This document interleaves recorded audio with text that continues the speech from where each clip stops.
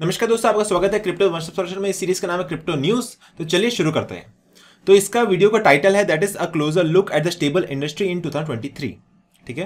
And इसका जो table of contents रहेगा वो क्या क्या रहेंगे? Stable coins not for speculative trading, stable coins in the industry are competing hard, massive adoption of stable coins in Latin America, Tron stable coin dominance and the takeaways. तो ये सब चीजें हम कवर करने वाले हैं ये वीडियो के अंदर। तो चलिए शुरू करते हैं। तो सबसे पहले एक रिपोर्ट निकल करके आ रही है ब्रीवन हार्वर्ड डिजिटल की तरफ से। वो बता रहे हैं कि डिजिटल पेमेंट में ये जो पूरा फाइनेंशियल इकोसिस्टम है उसमें डिजिटल पेमेंट जो हो रहे हैं अक्रॉस द ग्लोब, उसमें स्टेबल कॉइन्स का कितना बड़ा रोल है। अभी जो रिपोर्ट आई है निकल करके उसमें लिखा गया है, उसमें डेटा प्रूव हुआ है कि 11 trillions in transaction on the blockchain networks इन 2022 ये हो रहे just on the stable coins. तो सारे के सारे जो स्टेबल कॉइन्स जैसे USDT हो गया, UST हो गया, USDT हो गया, ठीक है, BUSD हो गया, सारे के सारे स्टेबल कॉइन्स का नेटवर्क को मिलाएंगे, उसमें जो सारे ट्रांजेक्शन हो रहे हैं। So in the last year that is 2022 वो पूरे के पूरे साल में कितने ट्रांजेक्शन हुए थे on the blockchain network of all the stable coins, and that was $11 trillion. At present, more than 25 million blockchain addresses possess at least $1 in stable coins, with 80% of them holding between $1 and $100। ठीक है। तो अभी इतने सारे blockchains है, जैसे USDT है सबसे बड़ा स्टेबल कॉइन है, BUSD है वो भी काफी बड़ा स्टेबल कॉइन है बाइनेंस की तरफ से। तो सारे के सारे एड्रेसेस को मिलाएंगे तो नंबर ऑफ एड्रेसेस जो बनते हैं currently that is 25 million number of address. उसमें जो सारे स्टेबल कॉइन है उसकी वैल्यू है $1, that is peg to a US dollar, that is equal to $1। ठीक है। उसमें जो ट्रांजेक्शन हो रहे हैं worldwide that was 25 million number of transactions. So for example अगर जो रिपोर्ट है उसमें जो डेटा निकल के आ रहा है तो आप देख सकते हैं कि स्टेबल कॉइन्स में जो ट्रांजैक्शन वॉल्यूम हुआ है दैट वाज $11.1 ट्रिलियन। पेपैल जो एक बहुत बड़ी कंपनी है, फाइनेंशियल बेस्ड कंपनी है, उसका जो ट्रांजैक्शन है दैट वाज $1.4 ट्रिलियन। वीजा का जो है पेमेंट गेटवे सिस्टम उसमें है 11.6 ट्रिलियंस ऑफ ट्रांजैक्शन। जितने भी ट्रांजैक्शन हुए world wide across visa through visa that was $11.6 trillion. ACH ने किया है 76.7 ट्रिलियंस एंड फेडवायर ने किया है 1060.3 trillions of transaction in terms of trading volume. ठीक है। तो ये जो ट्रांजैक्शन का वॉल्यूम है इन टर्म्स ऑफ डॉलर्स, उसमें नंबर ऑफ ट्रांजैक्शन कितने हो रहे हैं? तो फॉर एग्जांपल पेपैल ने किया 1.3 बिलियन का, वीजा ने किया स्टेबल कॉइन्स ने किया 1.3 बिलियन का, पेपैल ने किया 22.3 बिलियन का, वीजा ने किया 192.5 बिलियन नंबर ऑफ ट्रांजैक्शन का, ACH ने 30 एंड फेडवायर ने 0.2 number of billions of transaction.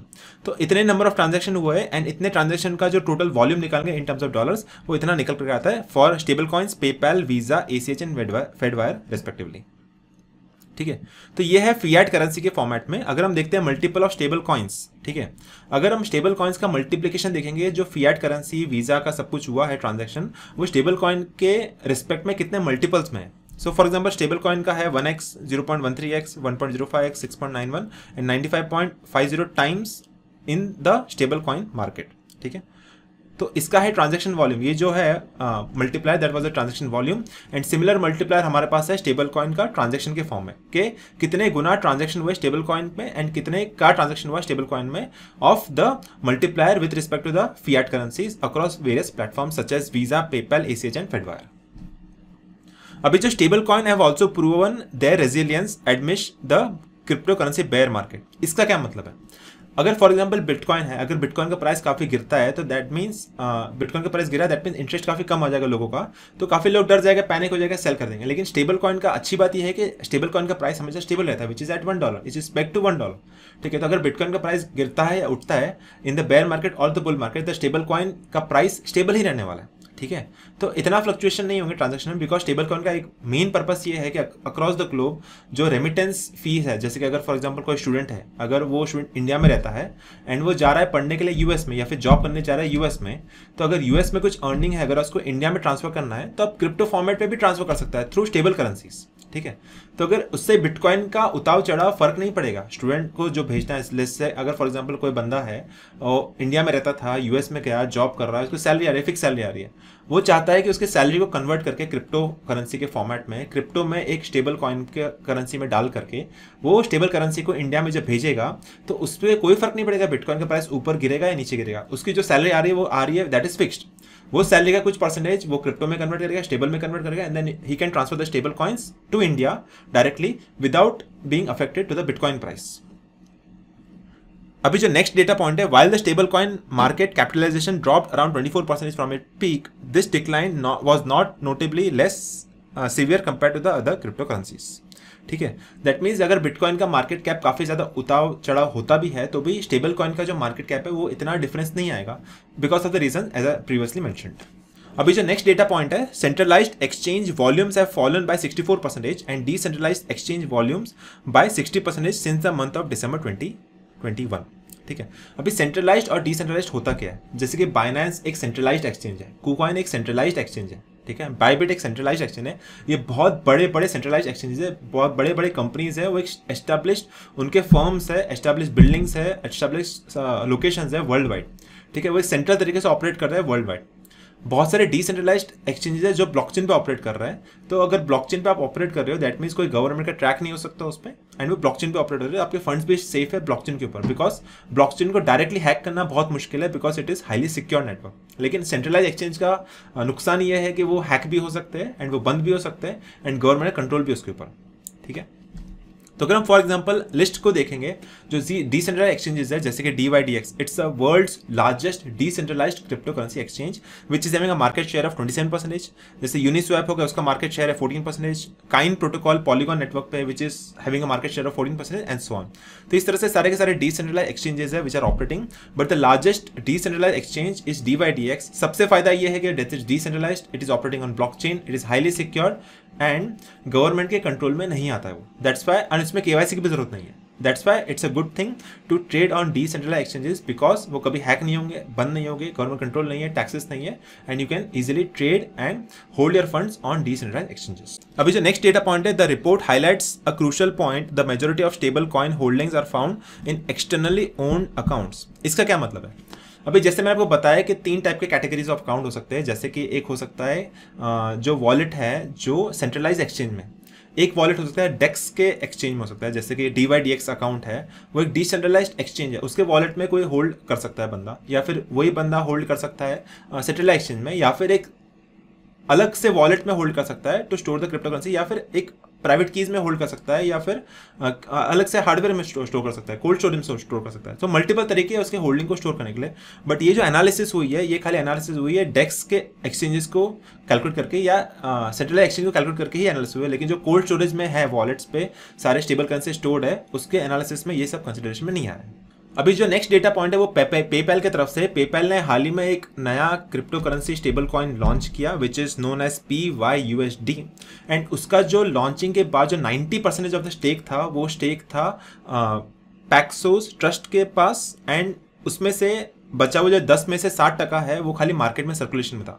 तो जितना लॉन्च हुआ, जितना क्रिप्टो करेंसीज लॉन्च हुआ, स्टेबल कॉइन लॉन्च हुआ, उसमें से 90% पैक्सोस के पास है, एंड खाली 60% अगर मार्केट में सर्कुलेट कर रहे हो तो काफ़ी चैलेंजेस आएंगे एडॉप्शन में। अभी जो नेक्स्ट डेटा पॉइंट है वो USDT टीथर की तरफ से। फॉर एग्जांपल लैटिन अमेरिकन में काफ़ी सारे कंज्यूमर्स अभी क्या कर रहे हैं, इन्फ्लेशन से बचने के लिए ये स्टेबल कॉइन्स को अडॉप्ट कर रहे हैं। उसके अलावा जो बहुत छोटे छोटे कंट्रीज है, जैसे बांग्लादेश है, पाकिस्तान है, न्यूजीलैंड है, या वगैरह वगैरह जो छोटे इकोनॉमीज है, अगर वो लोग क्या चाहते हैं कि इन्फ्लेशन बहुत ज़्यादा होता है तो उसकी इकोनॉमी फॉल कर रही है, तो उसको हेज करने के लिए they are moving to crypto currencies, stable coins में मूव कर रहे हैं। बिकॉज स्टेबल कॉइन्स में फ़ायदा ये है कि उसका जो वैल्यू है that is $1 which is pegged to a US dollar. ठीक है, उसका वैल्यू नहीं गिरने वाला है। तो अपनी करेंसी को बचाने के लिए अपनी करेंसी को कन्वर्ट कर लेते हैं स्टेबल कॉइन में, ठीक है, ताकि वो एक हेज रहेगा इन्फ्लेशन के ऊपर। अभी जो नेक्स्ट डेटा पॉइंट है, as remittance flows into Latin America and the Caribbean reach $145 billion in 2022, the cost of traditional international money transfer will always remain high. अभी एक और नुकसान ये है कि जो फिएट करेंसी अगर हम ट्रांसफर करते हैं world wide across various platform through visa, master card etcetera, उसमें काफ़ी सारी फीस लगती है, गवर्नमेंट टैक्सेस लगाती है। लेकिन क्रिप्टो करेंसी के फॉर्म में आपको फीस भी काफ़ी कम देनी पड़ती है, टैक्सेस भी नहीं देना पड़ता है, and you can transfer the money easily. जैसे कि फॉर एग्जाम्पल नैनो ब्लॉकचेन है, नैनो ब्लॉकचेन के ऊपर आपका जो ट्रांसफर फी है दैट इज एब्सोल्युटली जीरो। पूरे दुनिया भर में आप नैनो कॉइन को कहीं पे भी कभी भी शेयर कर सकते हैं। उसके अलावा जो स्टेबल कॉइन्स की अगर बात करें तो स्टेबल कॉइन्स ऑपरेट कर रहे हैं मल्टीपल नेटवर्क्स के ऊपर। जैसे कुछ स्टेबल कॉइन है इथेरियम पे ऑपरेट कर रहा है, USDT ऑपरेट कर रहा है इथेरियम पे, USDT ऑपरेट कर रहा है ट्रोन के ऊपर। तो अगर आप ट्रोन के ऊपर जो ऑपरेट कर रहा है USDT, अगर आप ट्रोन नेटवर्क के ऊपर USDT को भेजेंगे अक्रॉस वॉलेट्स वर्ल्ड वाइड, तो उसके अंदर फीस काफी कम लगने वाली है। और अगर हम ट्रोन की ही बात करें तो ट्रोन का एक खुद का स्टेबल करेंसी है दैट इज USDD। आप यहाँ पे देख सकते हैं USDD is the stable currency of Tron network. उसका जो मार्केट कैप है दैट इज करंटली $725 मिलियन के आसपास, which is having rank of 47। तो ये टॉप के 50 कॉइन्स में आता है। तो उसका जो एनालिसिस आई है, रिपोर्ट आई है, as per accounting 49% of the weekly active addresses, 37% of the transaction and 35% of the stable coin volumes सिर्फ और सिर्फ ट्रोन स्टेबल कॉइन की तरफ से आ रहा है। मतलब कि जितने भी स्टेबल करेंसीज अवेलेबल है, जैसे यूएसडीटी अवेलेबल है, BUSD अवेलेबल है, जितने भी स्टेबल कॉइन्स अवेलेबल है उसमें से 49% जो एक्टिव एड्रेस है वो ट्रोन के पास है, उसमें से 37% जो ट्रांजेक्शन हो रहे हैं पूरे वर्ल्ड वाइड सारे नेटवर्क्स पे वो ट्रोन के पास है, एंड जो 35% स्टेबल कॉइन के वॉल्यूम आ रहे हैं अक्रॉस ऑल द नेटवर्क वो भी ट्रोन के पास है। तो अभी हम फाइनली देख लेते हैं the takeaways from this video. The stable coin industry growth and versatility in 2023 highlight is substantial impact on the financial sector. तो जो स्टेबल कॉइन का एडॉप्शन है, रेगुलेशन है वर्ल्ड वाइड, वो काफी ज्यादा इंपॉर्टेंट होने वाला है for the growth of financial sector. The report emphasizes stablecoins' broader use beyond speculation with implication for remittances and payments, especially in volatile economies. इसका मतलब ये है कि इकोनॉमीज आर वॉलेटाइल, इन्फ्लेशन काफ़ी हो रहा है फिएट करेंसीज में, तो क्रिप्टो करेंसी के स्टेबल कॉइन्स का काफ़ी हम उपयोग करने वाले थ्रू रेमिटेंसेज। जैसे कि अगर कोई स्टूडेंट है या कोई वर्क पर्सन है, अगर कोई वर्क पर्सन है फॉर एग्जाम्पल इंडिया से यूएस में जा रहा है, यूएस में कमा रहा है, डॉलर्स में कमा रहा है, वो अपने फिएट को क्रिप्टो में कन्वर्ट करके अपने डॉलर्स को भेज सकता है in the stable currency format to India once again, and that is known as remittance. तो स्टेबल करेंसी का मार्केट काफी यूजफुल रहेगा to provide the remittance for the person who is working in USA. And मुझे उम्मीद है कि आपको video पसंद आया रहेगा। अगर आपको पसंद आया तो इस वीडियो को लाइक कर दीजिए, शेयर कर दीजिए अपने फ्रेंड्स एंड फैमिली के साथ, एंड सब्सक्राइब करिए इस चैनल को। मैं आपको मिलता हूँ अगले वीडियो में।